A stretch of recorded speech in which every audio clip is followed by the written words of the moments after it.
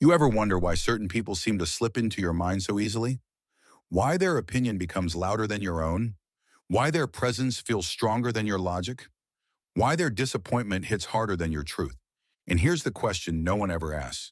What if your thoughts stopped being yours long before you noticed? Maybe you blamed an ex. Maybe you blamed a toxic friend.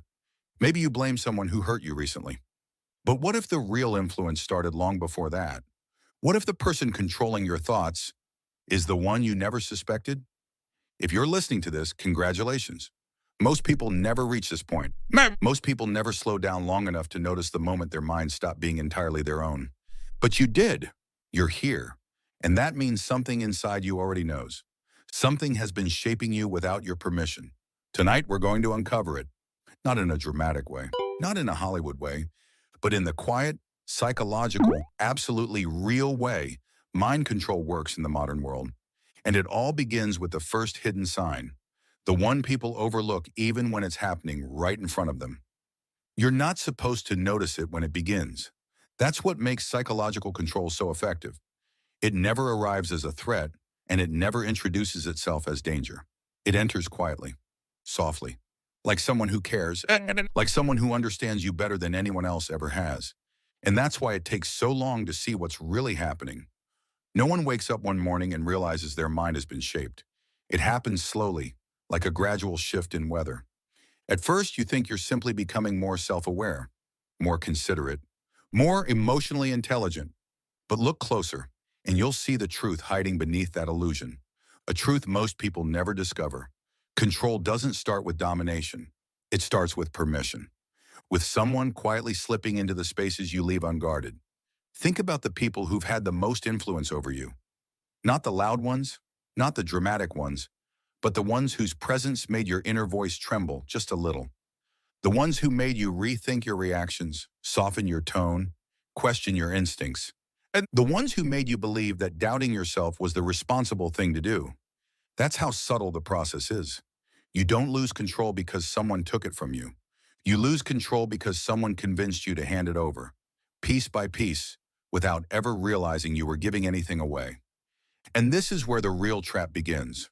When their words start sounding more logical than your own thoughts, when their judgments feel more accurate than your intuition, when their emotions begin dictating how safe you feel inside your own skin. Most people never see this stage for what it is. They call it connection. They call it closeness. They call it being understood. But psychology has another word for it: conditioning. Because the moment you begin adjusting your internal world to match someone else's outer expectations, you've already started losing pieces of yourself. Quietly, silently, almost willingly. And this is where the first hidden sign begins to form. Not outside you, but inside you. In the small, almost invisible shifts that tell you something is happening, even if you can't name it yet. Und jetzt gehen wir tiefer. In das erste der 7 Zeichen, das dir zeigt, dass jemand längst begonnen hat, Kontrolle über deine Gedanken zu übernehmen. You notice the first shift long before you can name it. It happens in the way they make you second-guess something you were completely sure about just moments before. Not through arguments, not through pressure, just through a soft comment that sinks a little too deep. I don't think that's what really happened. You always get emotional about things like this, and suddenly you pause. Not because they're right, but because they made you feel like you might be wrong. You tell yourself they're helping you see clearly. But pay attention. Your instinct gets quieter, your doubt gets louder, and without realizing it, you start trusting their interpretation more than your own. You haven't lost your voice. You've just stopped hearing it. You feel the second sign when your emotions start shifting around them in ways you never agreed to. You walk into the room feeling fine, neutral, calm, maybe even happy. But the moment you sense their energy, your entire mood changes. Maybe they give you a short answer. Maybe they avoid eye contact. Maybe their tone is just a little colder than usual. And suddenly, without thinking, you start asking yourself, did I do something wrong? Are they upset with me? Should I change how I'm acting? You weren't confused until they entered the picture. Here's the example most people never notice. You tell them something simple like, I'm going out with a friend tonight. They don't complain. They don't forbid it. They just say, oh, okay, I thought we'd spend time tonight, but it's fine. And instantly your stomach drops. You feel guilty for wanting something normal. You start backtracking, explaining, reassuring. even though you didn't do anything wrong. That's not intuition. That's emotional conditioning. Your feelings stop responding to reality. They start responding to them. You notice another sign when your circle quietly gets smaller. Not because you chose it, but because they make you see certain people differently. They never say, don't see them. Instead, they drop soft comments like, I don't know if that friend really supports you. Or, I just get a weird feeling about them. And then something strange happens. The next time you're with that friend, you're watching them through their eyes, not yours. You come home, and instead of feeling relaxed, you feel the need to explain what you did, even though nothing happened. That's not intuition, it's influence. Another sign appears when you start adjusting yourself before you even speak.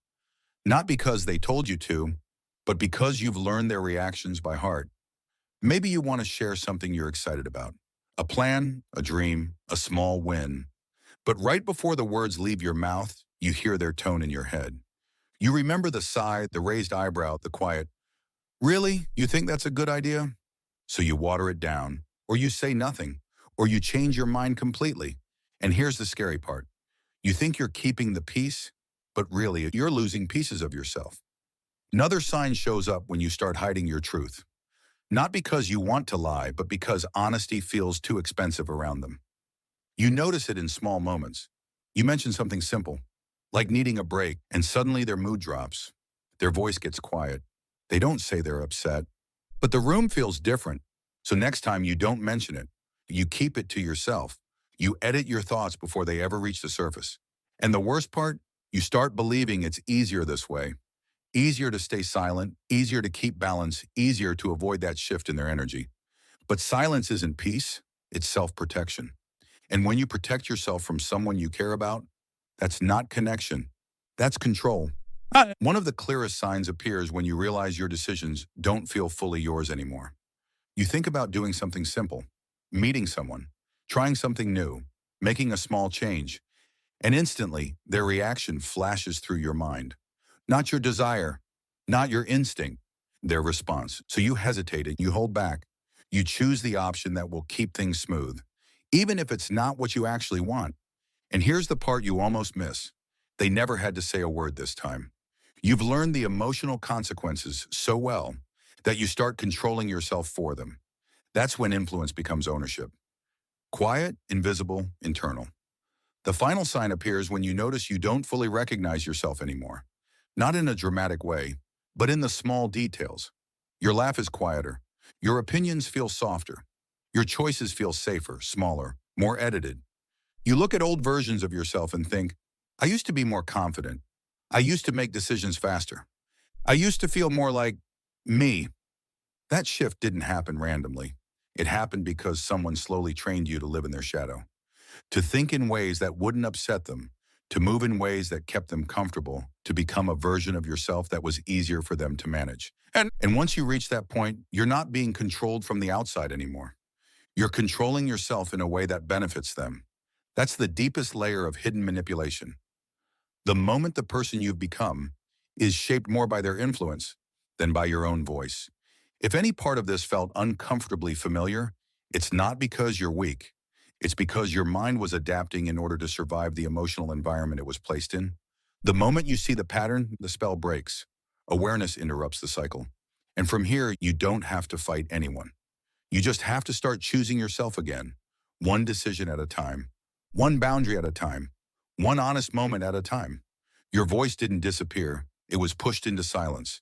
Now you pull it back, protect your mind, and never again apologize for reclaiming it.